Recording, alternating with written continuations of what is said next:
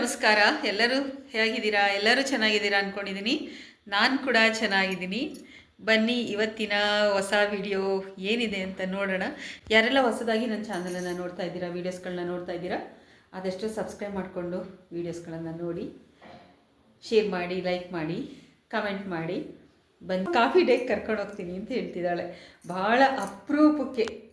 ಸಾಮಾನ್ಯವಾಗಿ ನಾವೆಲ್ಲೋ ಹೊರಗಡೆ ಹೋಗಿ ಕಾಫಿ ಟೀ ಕುಡಿಯೋದು ಅದೆಲ್ಲ ಇಲ್ಲ. ಕಾಫಿ ಅಂತೂ ಕುಡಿಯೋದೇ ಇಲ್ಲ ನನ್ನ ಲೈಫಲ್ಲಿ. ಕಾಫಿ ಕುಡಿಯೋಲ್ಲ ಅಂತ ಅಂದ್ಕೊಂಬಿಟ್ಟಿದ್ದೀನಿ. ಅದು ತೀರ್ಮಾನ ಆಗಿರೋದು. ಕಾಫಿ ಮಾತ್ರ ಮುಟ್ಟಲ್ಲ. ಅದಕ್ಕೆ ಕಾಫಿ ಡೇಗೆ ಹೋಗೋಣಮ್ಮ, ನಿಮಗೆ ಟೀ ಕೊಡಿಸ್ತೀನಿ. ಏನು ಮನೆಯಲ್ಲಿ ಮಾಡ್ಕೊಂಡು ಕುಡಿತಾ ಇಲ್ಲ ನೀನು, ಯಾವಾಗಲೂ ಒಂದ್ಸಲಿ ಮಾಡೋದಲ್ವಾ, ಅದೇ ಚೇಂಜಸ್ ಬೇಕಲ್ವಾ ನಿನಗೂ, ನಡಿಯಮ್ಮ ನಾನು ಕೊಡಿಸ್ತೀನಿ ಅಂತ ಹೇಳಿದ್ಲು. ಅದಕ್ಕೆ ಅವ್ರಿಗೆ ಹೇಳಿದ್ಮೇಲೆ ನಾವು ರೆಡಿ ಆಗಬೇಕಲ್ವ, ಇಲ್ಲಾಂದರೆ ಬೇಜಾರು ಮಾಡ್ಕೊಂಬಿಡ್ತಾರೆ. ಅದಕ್ಕೆ ನೋಡಿ ಈ ಥರ ರೆಡಿಯಾಗಿದ್ದೀನಿ. ಹೊರಗಡೆ ಒಂದು ಗ್ಲಾಸ್ ಟೀನ ಕುಡ್ಕೊಂಬರೋಣ ಅಂತ ಹೇಳಿ ಬನ್ನಿ. ಅಲ್ಲಿ ಟೀ ತಗೊಂಡು ಕುಡಿಯೋದನ್ನು ಎಲ್ಲಿ ಹೋಗ್ತೀನಿ ಅಂತ ಹೇಳಿ ನಾನು ತೋರಿಸ್ತೀನಿ. ಇವತ್ತು ಒಂದು ರೀತಿ ಡಿಫ್ರೆಂಟ್ ಆದಂತಹ ಒಂದು ವಿಡಿಯೋ ಇದು. ಬನ್ನಿ, ಅಲ್ಲೋದ್ಮೇಲೆ ಕೆಫೆನಲ್ಲಿ ಸಿಗ್ತೀನಿ ನಾನು.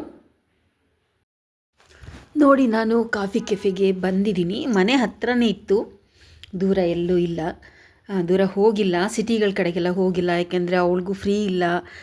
ಮನೇಲಿ ಎಲ್ರಿಗೂ ಫ್ರೀ ಇದ್ದರೆ ಹೊರಗಡೆ ಹೋಗ್ಬೋದು. ಫ್ರೀ ಇದ್ದಾಗ ಮಾತ್ರನೇ ಹೋಗೋದು, ಇಲ್ಲ ಅಂತಂದರೆ ಮನೆಯಲ್ಲೇ ಆಗಿಬಿಡುತ್ತೆ. ನನ್ನ ಹಳೆ ಮನೆ ಹತ್ರ ಓಡಾಡೋದು, ಇಲ್ಲಿ ಬರೋದು, ಇಷ್ಟೇ ಆಗೋಗ್ತಾ ಇರುತ್ತೆ. ನೋಡಿ, ಕಾಫಿ ಕೆಫೆ ಎಲ್ಲ ತೋರಿಸ್ತಾ ಇದ್ದೀನಿ. ನಾವು ಈವ್ನಿಂಗ್ ಬಂದಿರೋದು. ಟೀನ ಕೂಡ ನಾನು ತಗೊಂಡು ಬಂದು ನೋಡಿ. ಟೀ ಚೆನ್ನಾಗಿತ್ತು. ಟೀ ಮಾತ್ರ ನಾನು ಹೇಗೆ ಯಾಲಕ್ಕಿ ಮಸಾಲೆ ಎಲ್ಲ ಹಾಕ್ಕೊಂಡು ಮಾಡ್ತೀನಿ ಅದೇ ಥರನೇ ಇತ್ತು. ಇವಾಗ ನಾನು ಕುಡಿತಾ ಇದ್ದೀನಿ ಟೀನ. ಹೇಗನ್ನಿಸ್ತು ಈ ವಿಡಿಯೋ ಅಂತ ಹೇಳಿ ಕಮೆಂಟ್ ಮಾಡಿ. ನೀವು ಎಲ್ಲ ಇದೇ ರೀತಿ ಯಾವಾಗಲಾದರೂ ಒಂದ್ಸಲ ಕಾಫಿ ಟೀ ಅಂತ ಹೊರಗಡೆ ಹೋಗ್ತೀರಾ? ನೋಡಿ, ಹೊರಗಡೆ ಹೋದಾಗ ಇಡ್ಲಿ ದೋಸೆ ತಿನ್ನೋದು ಇದ್ದೇ ಇರುತ್ತೆ. ನಾವು ಆಗಲೂ ಕೂಡ ಅಷ್ಟೇ, ನಾನು ಯಾವುದೇ ರೀತಿ ಟೀ ಆಗಲಿ ಡ್ರಿಂಕ್ ಐಟಮ್ನ ತಗೊಳ್ಳೋದೇ ಇಲ್ಲ. ನಾನು ಅದೇನಕ್ಕೆ ಅಂತ ಗೊತ್ತಿಲ್ಲ, ಕಾಫಿ ಟೀನ ತಗೊಳ್ಳೋಕ್ಕೆ ಹೋಗಲ್ಲ. ಹೋಟೆಲಲ್ಲಿ ಬಂದಿದ್ದೀನಿ. ಇವತ್ತು ಡಿಫ್ರೆಂಟ್ ಆದಂತಹ ಒಂದು ವಿಡಿಯೋ ಈ ಥರ ಇತ್ತು. ನೋಡಿ, ಕಮೆಂಟ್ ಮಾಡಿ ಹೇಗೆ ಅನ್ನಿಸ್ತು ಅಂತ ಹೇಳಿ. ಇವತ್ತು 2 ದಿನದ ಲಾಗ್ ಬರ್ತಾ ಇರೋದು. ನಿನ್ನೆ ಸಂಜೆಯಿಂದ ಲಾಗ್ ಕಂಟಿನ್ಯೂ ಆಗಿರೋದು. ನಾನು ಕಾಫಿ ಡೇಗೆ ಹೋಗಿ ಟೀ ಕುಡ್ಕೊಂಡು ಬಂದಿದ್ದನ್ನು ಒಂದು ಪುಟ್ಟ ವಿಡಿಯೋನ ಮಾಡಿ ಇದ್ರ ಜೊತೆಗೆ ಹಾಕಿದ್ದೀನಿ. 2 ದಿನದ ಲಾಗ್ ಆಗಿತ್ತಿದು. ಇದು ಹೇಗಿತ್ತು ಅಂತ ಹೇಳಿ ನೀವು ಕೂಡ ತಿಳಿಸಿ. ಇವತ್ತಿನ ವಿಷಯ ಏನಂತ ಅಂದರೆ, ಎಲ್ಲ ಕೆಲಸ ಮುಗ್ದಿದೆ. ಎಲ್ಲ ಕೆಲಸ ಮುಗಿಸ್ಕೊಂಡು ಬಂದೆ. ಇನ್ನು ಧನುರ್ಮಾಸ ಸ್ಟಾರ್ಟ್ ಮಾಡ್ಕೊಂಡಿಲ್ಲ ನಾನು. ಧನುರ್ಮಾಸದ ಪೂಜೆನ ಒಂದು 2 ದಿನ ಬಿಟ್ಟು ಮಾಡೋಣ ಅಂತ ಅಂದ್ಕೊಂಡಿದ್ದೀನಿ. ಮನೆಯಲ್ಲೇ ಯಾವ ರೀತಿ ಧನುರ್ಮಾಸದ ಪೂಜೆನ ಮಾಡಬೇಕು ಅನ್ನೋದನ್ನು ನಾನು ತಿಳಿಸ್ಕೊಡ್ತೀನಿ. ಇಡ್ಲಿ ಮಾಡಿದ್ನಲ್ಲ, ಅದು ಒಂದು ಸ್ವಲ್ಪ ಇಡ್ಲಿ ಉಳ್ಕೊಂಡಿತ್ತು. ಅದಕ್ಕೆ ಉಳ್ಕೊಂಡಿರೋ ಇಡ್ಲಿಗೆ ಯಾವ ರೀತಿ ಬೆಳಗಿನ ತಿಂಡಿನ ಮಾಡ್ಕೊಳ್ಬೋದು ಅಂತೇಳಿ ನಾನು ತೋರಿಸ್ತೀನಿ. ನಾನು ಮಾಡ್ಕೊಳ್ತಾ ಇದ್ದೀನಿ, ಯಾವ ರೀತಿ ಮಾಡ್ತೀನಿ ಅಂತೇಳಿ ನಾನು ತೋರಿಸ್ತೀನಿ. ಬನ್ನಿ ನೋಡಿ, ಉಳಿದಿರೋಂಥ ಇಡ್ಲಿನ ಈ ಥರ ಚಿಕ್ಕದಾಗಿ ಹೆಚ್ಕೊಳ್ತಾ ಇದ್ದೀನಿ, ಕ್ಯೂಬ್ಸ್ ಥರ. ನೋಡಿ ಯಾವ ಥರ ಹೆಚ್ಚಿ ಇಟ್ಕೊಂಡಿದ್ದೀನಿ. ಇಷ್ಟು ಚಿಕ್ಕದಾಗಿ ಹೆಚ್ಚಿದ್ದೀನಿ.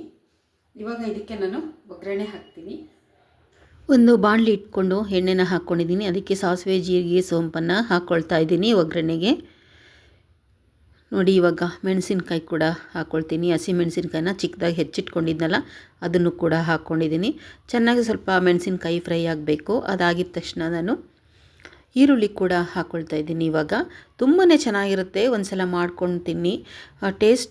ಟೇಸ್ಟಾಗೂ ಕೂಡ ಇರುತ್ತೆ. ಟೊಮೆಟೊ ಮಾತ್ರ ಹಾಕಬಾರ್ದು. ಟೊಮೆಟೊ ಹಾಕಿದ್ರೆ ಚೆನ್ನಾಗಿ ಅನಿಸಲ್ಲ, ಥರ ಗೊಜ್ಜು ಟೈಪ್ ಆಗೋಗುತ್ತೆ ಒಗ್ಗರಣೆ ಮಾಡ್ಕೊಂಡಿದ್ದು. ಅದಕ್ಕೆ ನಾನು ಇದಕ್ಕೆ ನಿಂಬೆಹಣ್ಣನ್ನು ಹಾಕ್ತೀನಿ, ಟೊಮೆಟೊನ ಹಾಕಿಲ್ಲ. ಚೆನ್ನಾಗಿ ಈರುಳ್ಳಿಯನ್ನು ಹುರ್ಕೋಬೇಕು, ಚೆನ್ನಾಗಿ ಫ್ರೈ ಆಗಬೇಕು, ಗಮ್ ಅಂತ ಬರಬೇಕು. ಒಗ್ಗರಣೆ ಹಾಕಿರೋದು ಅರೋಮ ಇದೆಯಲ್ಲ ಅದು. ನೋಡಿ, ಈ ಥರ ಒಂದು 2-3 ನಿಮಿಷ ಈ ರೀತಿ ಹುರ್ಕೊಂಡ್ರೆ ಸಾಕು. ಸ್ವಲ್ಪ ಉಪ್ಪು ಕೂಡ ಅದಕ್ಕೆ ಹಾಕ್ಕೊಂಡಿದ್ದೀನಿ ನಾನು. ಉಪ್ಪು ಹಾಕಿದ್ರೆ ಬೇಗ ಬೇಯುತ್ತೆ ಈರುಳ್ಳಿ. ನೋಡಿ, ಚೆನ್ನಾಗಿ ಫ್ರೈ ಮಾಡ್ಕೊಂಡಿದ್ದೀನಿ. ಇವಾಗ ಇದಕ್ಕೆ ನಾನು ಸ್ವಲ್ಪ ಉಪ್ಪನ್ನು ಇವಾಗ ಸೇರಿಸ್ಕೊಳ್ತಾ ಇದ್ದೀನಿ. ಉಪ್ಪು ಹಾಕ್ಕೊಳ್ಳೋದ್ರಿಂದ ಚೆನ್ನಾಗಿ ಬೇಯುತ್ತೆ. ಮತ್ತು ಸ್ವಲ್ಪ ಇಂಗು ಕೂಡ ಹಾಕ್ಕೊಳ್ತಾ ಇದ್ದೀನಿ. ಹಿಂಗೆ ಹಾಕ್ಕೊಳ್ಳೋದ್ರಿಂದ ಗಮ್ ಅನ್ನತ್ತೆ, ಅಷ್ಟೇ ಅಲ್ಲ ಡೈಜೆಸ್ಟ್ಗೆ ಒಳ್ಳೆಯದು. ಈಗ ಒಂದು ಪ್ಲೇಟನ್ನು ಮುಚ್ಕೊಳ್ಳೋಣ. ಪ್ಲೇಟನ್ನು ಮುಚ್ಚೋದ್ರಿಂದ ಅದ್ರ ಹಬೆ ನೀರು ಬೀಳುತ್ತಲ್ಲ, ಆವಾಗ ಚೆನ್ನಾಗಿ ಬೆಂದ್ಕೊಳ್ತೆ ಈರುಳ್ಳಿ ಅಂತ. ಸ್ವಲ್ಪ ಅರಿಶಿನದ ಪುಡಿ ಕೂಡ ಹಾಕ್ಕೊಳ್ತಾ ಇದ್ದೀನಿ. ಅರಿಶಿನದ ಪುಡಿ ಹಾಕ್ಕೊಂಡು ಅದನ್ನು ಕೂಡ ಸ್ವಲ್ಪ ಚೆನ್ನಾಗಿ ಫ್ರೈ ಮಾಡ್ಕೋಬೇಕು. ಎಣ್ಣೆ ಒಳಗಡೆ ಅರಿಶಿನದ ಪುಡಿ ಹಾಕಿದ್ರೆ ಕೂಡ ಚೆನ್ನಾಗಿರುತ್ತೆ. ಇವಾಗ ನಾನು ಕೊತ್ತಂಬರಿ ಸೊಪ್ಪನ್ನು ಹಾಕ್ಕೊಳ್ತಾ ಇದ್ದೀನಿ.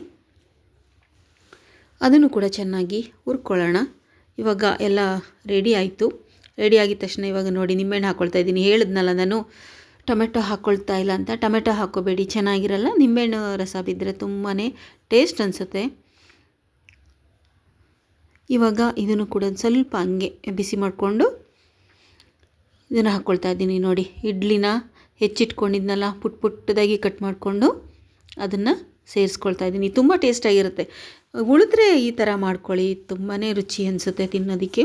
ಮಕ್ಳಿಗಂತೂ ತುಂಬಾ ಇಷ್ಟ ಆಗುತ್ತೆ. ಸ್ನ್ಯಾಕ್ಸ್ ಇದ್ದಂಗಿರುತ್ತೆ. ಬೆಳಗ್ಗೆ ಹೊತ್ತು ಏನು ಸ್ನ್ಯಾಕ್ಸ್ ಕೊಟ್ಟಿದ್ಯಮ್ಮ ಅನ್ನಬೇಕು ಮಕ್ಕಳು, ಆ ಥರ ಇರುತ್ತೆ. ನನಗಂತೂ ತುಂಬಾ ಇಷ್ಟ ಇದು ಮಾಡೋದಕ್ಕೆ, ಅಷ್ಟು ರುಚಿ ಅನಿಸುತ್ತೆ. ನೋಡಿ ಚೆನ್ನಾಗಿ ಆ ಒಗ್ಗರಣೆ ಒಳಗಡೆ ಒಂದು ಸಲ ಮಿಕ್ಸ್ ಮಾಡಬೇಕು. ಚೆನ್ನಾಗಿ ಮಿಕ್ಸ್ ಮಾಡಿದ್ರೆ ಒಗ್ಗರಣೆ ಎಲ್ಲ ಇಡ್ಲಿಗೆ ಇಳ್ಕೊಳ್ಳುತ್ತೆ. ನೋಡಿ ಉಳಿದಿರೋಂಥ ಇಡ್ಲಿನ ನಾವು ವೇಸ್ಟ್ ಮಾಡಬಾರ್ದು. ಯಾವುದೇ ಪದಾರ್ಥಗಳು ಕೂಡ ಉಳಿದ್ರೆ ವೇಸ್ಟ್ ಮಾಡೋದು ಬೇಡ. ಅದನ್ನು ಇನ್ನೂ ಒಂದು ರೀತಿ ಹೊಸ ರೀತಿಯಲ್ಲಿ ರೆಸಿಪಿಗಳನ್ನ ಮಾಡಿ ನಾವು ರುಚಿಯನ್ನು ನೋಡ್ಬೋದು. ಅಷ್ಟೇ ಅಲ್ಲ, ಅದರಲ್ಲಿ ಎಂಥ ಟೇಸ್ಟ್ ಇರುತ್ತೆ ಅಂತಂದರೆ ಅಷ್ಟೊಂದು ಟೇಸ್ಟಾಗಿರುತ್ತೆ. ಒಂದು ಸಲ ಮಾಡಿ ನೋಡಿ. ಬಹಳಷ್ಟು ಜನ ಮಾಡ್ತಾರೆ ಅಂತ ಅಂದ್ಕೊಂಡಿದ್ದೀನಿ ನಾನು. ನೋಡಿ ಇವಾಗ ಒಂದು ಪ್ಲೇಟ್ಗೆ ಸರ್ವ್ ಮಾಡ್ಕೊಳ್ತಾ ಇದ್ದೀನಿ. ನೋಡಿ ಎಲ್ಲನೂ ಸರ್ವ್ ಮಾಡ್ಕೊಂಡಿದ್ದೀನಿ. ಎಷ್ಟು ಚೆನ್ನಾಗಿತ್ತು ಅಂತ ಅಂದರೆ ಅಷ್ಟು ಟೇಸ್ಟಾಗಿತ್ತು. ಚೆನ್ನಾಗಿ ಕೂಡ ಬಂದಿತ್ತು. ಟೊಮೆಟೊ ಹಾಕಲಿಲ್ಲ ನಾನು, ಅದಕ್ಕೇ ಟೊಮೆಟೊ ಹಾಕಿದ್ರೆ ಗೊಜ್ಜೊಳಗಡೆ ಕಲಿಸ್ದಂಗೆ ಇರುತ್ತೆ ಅಂತ ಹೇಳಿ. ಇವಾಗ ನೋಡಿ ಇದು ತಿನ್ನೋದಕ್ಕೆ ರೆಡಿ ಇದೆ. ನಾನಿವಾಗ ಟೇಸ್ಟ್ ಮಾಡ್ತಾ ಇದ್ದೀನಿ ಹೇಗಿದೆ ಅಂತ ಹೇಳಿ ನೋಡ್ತಾ ಇದ್ದೀನಿ. ಎಷ್ಟು ಚೆನ್ನಾಗಿದೆ ಅಂದರೆ ಅಷ್ಟೊಂದು ಚೆನ್ನಾಗಿದೆ. ವಾಯ್ಸ್ ಓವರ್ ಕೊಡ್ತಾ ಇದ್ದೀನಿ, ಯಾಕೆಂದರೆ ಹೊರ್ಗಡೆನ ಶಬ್ದಗಳೇ ಬಹಳ ಇತ್ತು.